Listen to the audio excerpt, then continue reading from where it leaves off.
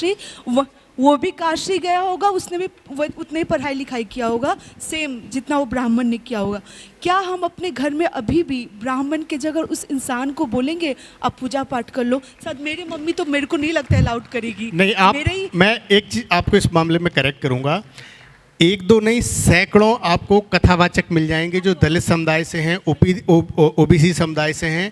Even बौद्ध में जो भंते वाली प्रथा होती है वो भी एक पुजारी की तरह एक्ट करते हैं।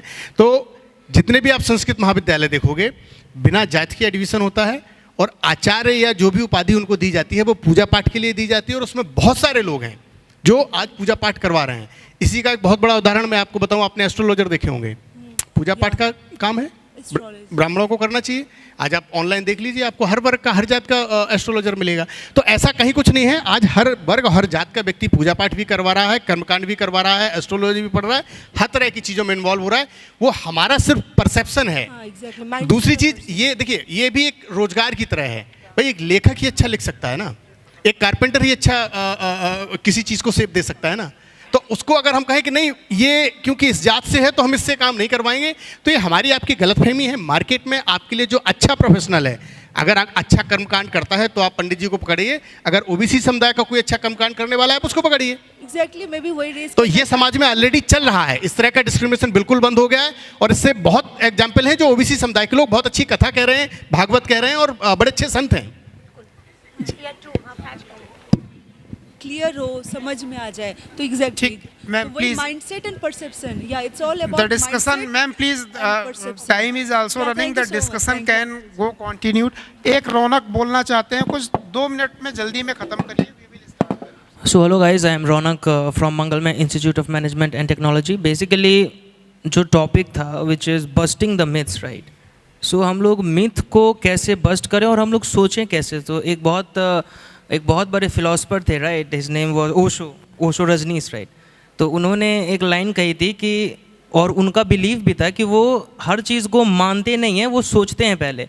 तो busting the myth means myth बनने से पहले हम किसी भी चीज़ के बारे में एक सर्टेन बिलीफ पाल लेते हैं कि हाँ ये जातिवाद है। एक पॉलिटिकल लीडर ने आया, उन्होंने 2 घंटे का सेमिनार दिया और उन्होंने कहा कि ब्राह्मण बहुत अच्छे हैं और क्षत्रिय बहुत ख़राब है, तो हम लोगों ने मान लिया।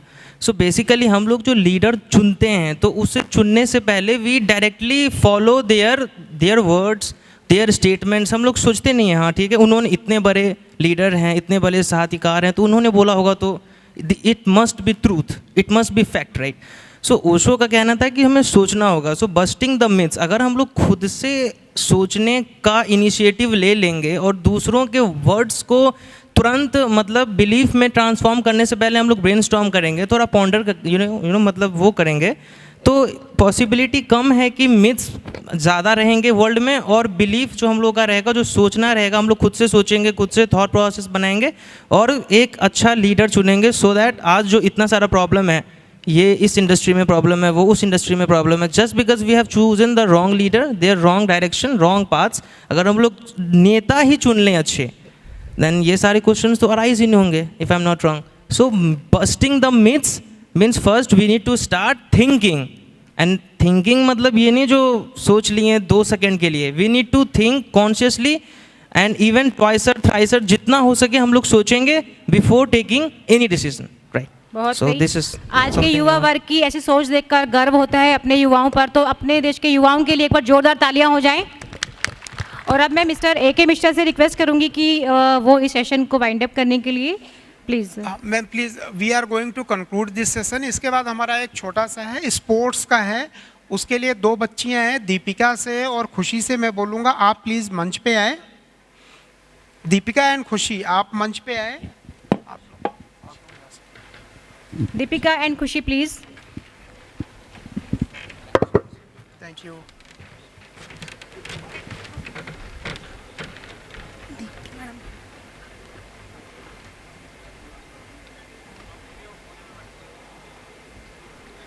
मैं भी यहाँ पर 2 पंक्तियाँ बोलना चाहूँगी। जब युवाओं के इरादे मजबूत होते हैं, जब युवाओं के इरादे मजबूत होते हैं तो देश की राहें खुद ब खुद सुधर जाती हैं। सच्ची राजनीति वही जो जनसेवा को चुन ले, वरना कुर्सियां तो हर मौसम में बदल जाती हैं। बहुत शानदार। बहुत स्वागत है आपका। आप दोनों का।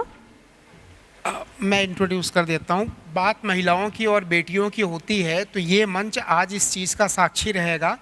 मेरे साथ दीपिका तिवारी हैं और खुशी सिंह हैं। दीपिका तिवारी जी बनारस से बिलोंग करती हैं और इंटरनेशनल स्पोर्ट में मुक्केबाजी में इतने इन्होंने मेडल्स जीते हैं, अमेरिका से, बांग्लादेश से, हांगकांग वगैरह, चाइना वगैरह। मतलब मैं बहुत दिनों से इस चीज़ को जानता हूँ, लेकिन ठीक है मीडिया का सपोर्ट नहीं मिला या वो नहीं मिला। बहुत ज़बरदस्त इनकी सफलता है। आप इनके वॉल पे जाके, फेसबुक पे जाके देखेंगे, वो भी बनारस जैसे छोटे शहर से उस समय। अब तो खैर बनारस बहुत प्रसिद्ध हो गया। तो स्वागत करिए दीपिका जी का, किस तरीके से इन्होंने ज़िंदगी से लड़ा और एक मुकाम बनाया।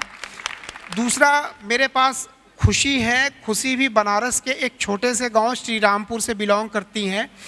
जूडो कराटे में इन्होंने कई इंटरनेशनल पदक जीते हैं। हमको भी पता नहीं था, मैं भी वहीं का हूँ, लोगों को भी नहीं पता है।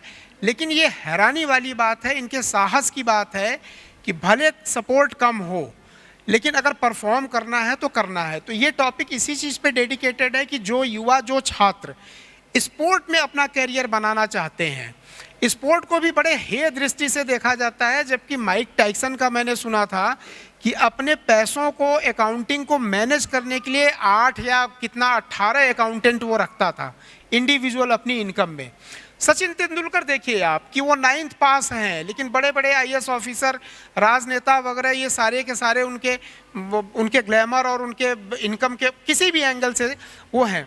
तो स्पोर्ट भी कोई बुरी चीज़ नहीं है। मैं इनसे डिस्कस करूंगा कि इन्होंने क्या दिक्कतें महसूस की, सरकार को क्या करना चाहिए और आगे बढ़ने के लिए क्या इनका सजेशन है, ताकि दूसरे स्टूडेंट्स जो इंटरनेशनल स्पोर्ट में, केवल नेशनल, डिस्ट्रिक्ट या स्टेट लेवल पे नहीं, इंटरनेशनल लेवल तक अगर आप लोगों को गोल्ड मेडल जीतना है तो ये हुनर बताएंगी। दीपिका प्लीज़ आप अपना परिचय दीजिए, फिर आप अपना परिचय खुशी दीजिएगा और फिर क्वेश्चन आंसर सेशन शुरू करें। Thank you very much. सबसे पहले मैं AK मिश्रा सर को बहुत बहुत धन्यवाद कहूँगी, जिन्होंने मुझे ये अपॉर्चुनिटी दी कि मैं यहाँ पे आऊँ और अपना इंट्रोडक्शन और अपने अचीवमेंट्स को आप लोग के सामने रख सकूँ।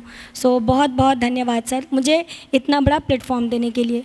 हालांकि मुझे बहुत सारे और भी प्लेटफॉर्म मिले हैं नेशनल, इंटरनेशनल लेवल पे। US में मेरे बहुत सारे कॉन्सर्ट भी होते हैं वहाँ पे, जहाँ मुझे बुलाया जाता है। और मैं इंटरनेशनल प्रोफेशनल बॉक्सर हूँ, वहाँ खेली हूँ और भी बहुत सारे कंट्रियों को अचीव करी हूँ, जैसे कि सर ने इंट्रो में बताया। तो मैं बेसिकली बनारस की रहने वाली हूँ, काशी की। और मेरा पूरा नाम दीपिका तिवारी। और मैं आपको ये बताऊँगी कि किस तरीके से और कैसे मैंने उस एक मिडिल क्लास फैमिली से बिलोंग करते हुए, मिडिल नहीं बोलूँगी मैं, लोअर मिडिल क्लास बोलूँगी, एक लोअर मिडिल क्लास से आज मेरा जो अचीवमेंट और आज जो मेरा सक्सेस है वो कैसे रहा। लेकिन अभी मैं थोड़ा सा इंट्रोडक्शन के बाद मैं माइक पास करूँगी मैम को, और after that question answer session में मैं आपको ये क्लियर करूँगी। Thank you.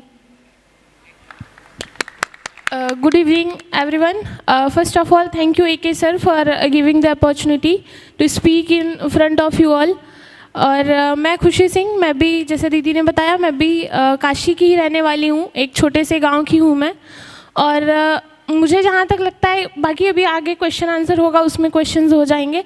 मैं जितना भी मुझे अभी तक रिस्पेक्ट मिला, ये एक अच्छा प्लेटफॉर्म था मेरे लिए। मैं यहाँ आई बनारस से, और ऐसे ही मैं बहुत जगह इन्वॉल्व हुई हूँ स्पोर्ट्स को लेके। मुझे स्पोर्ट्स ने कहीं ना कहीं बहुत जगह बहुत नाम दिया है, बहुत रेपुटेशन मेरा स्पोर्ट्स की वजह से बढ़ा हुआ, और बहुत जगह ऐसे चीफ गेस्ट वगैरह में जाना, ये सारी चीज़ें इस स्पोर्ट्स की वजह से ही मुझे मिली हैं। तो thank you sir, thank you for this. मेरा सवाल दीपिका से है। हमारे यहाँ समाज में ये होता है कि कोशिश ये होती है कि भाई आप किसी अच्छे स्कूल में एडमिशन ले लीजिए। दीपिका, वो मोटिवेशनल फैक्टर क्या था जहाँ पे आपने रेगुलर स्टडी को छोड़ के स्पोर्ट में कैरियर बनाने का मन आपने बनाया, और स्पोर्ट के कोचिंग या स्पोर्ट के कॉलेज या स्कूल में एडमिशन लिया? नॉर्मल और फॉर्मल एजुकेशन की तरफ आप क्यों नहीं गई? आपने बहुत अच्छा क्वेश्चन किया है सर। सबसे पहले मैं ये बताऊंगी कि मैं जिस फैमिली से बिलोंग करती हूँ, मेरे दादाजी भी एक बहुत बड़े स्पोर्ट्स प्लेयर थे। मेरी पूरी फैमिली बैकग्राउंड ही स्पोर्ट्स से बिलोंग करती है। वो एक जिमनास्ट थे और बहुत ही प्यारे जिमनास्ट थे। आफ्टर दैट मेरे पापा भी बहुत अच्छे स्पोर्ट्समैन थे।